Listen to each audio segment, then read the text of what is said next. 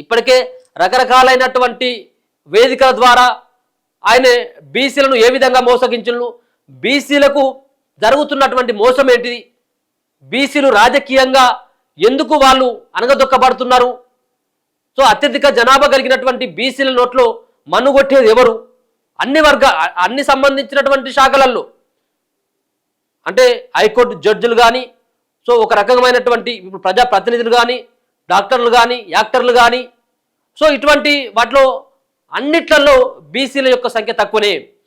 బీసీలు ఇప్పటికీ వాళ్ళ చేతిలో అరగదొక్కబడతా ఉన్నారు. బీసీలు ఖచ్చితంగా ఎదగాలంటే బీసీలకు ఒక రాజకీయ పార్టీ ఉండాలి. ఇప్పుడు బీఆర్ఎస్ పార్టీ ఉంది. బీఆర్ఎస్ పార్టీ ఎవరి పార్టీ? బీఆర్ఎస్ పార్టీ అధినేతగా కేసీఆర్, దొరల పార్టీ. దొరల పార్టీ అంటే దొర అధినేత కదా, ఇప్పుడు దొరనే కదా అధినేత. సో ఇప్పుడు ముఖ్యమంత్రి రేవంత్ రెడ్డి, సో ఒక రెడ్డి సామాజిక వర్గం, దాని తర్వాత రామచంద్రరావు బీజేపీ. సో అట్లా బేరేజు వేసుకొని, సో రావులు రెడ్లు కాదు, బీసీలు సైతం కూడా ఒక పార్టీ ఉండాలి, బీసీల కోసం ఒక పార్టీ ఉండాలి, బీసీలని రాజకీయంగా వాళ్ళని ముందుకు తీసుకువెళ్ళాలన్నటువంటి ఒక ప్రయత్నం చేయబోతా ఉన్నాడు మల్లన్న. సో మల్లన్న పార్టీని ఎంతమంది ఆదరిస్తారనేది తర్వాత విషయం, కానీ ఒక సాహసోపేతమైనటువంటి ఒక నిర్ణయం అని చెప్పేసి మనం చెప్పాలి. సో ఒక పార్టీ అయితే రాబోతా ఉన్నది.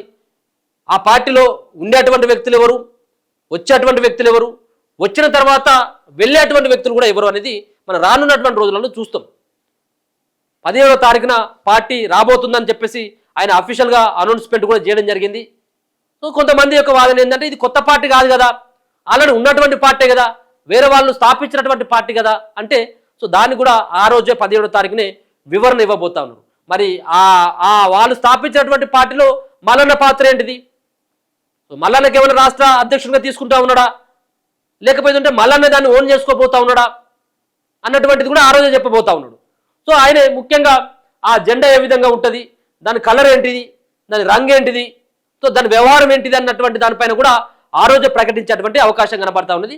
17వ తారీఖున ఎందుకు సెలెక్ట్ చేసుకున్నాడంటే అది తెలంగాణ విమోచన దినమని కొంతమంది అంటా ఉన్నారు, కొంతమంది ఏమో తెలంగాణ విద్రోహ దినమని కొంతమంది అంటా ఉన్నారు.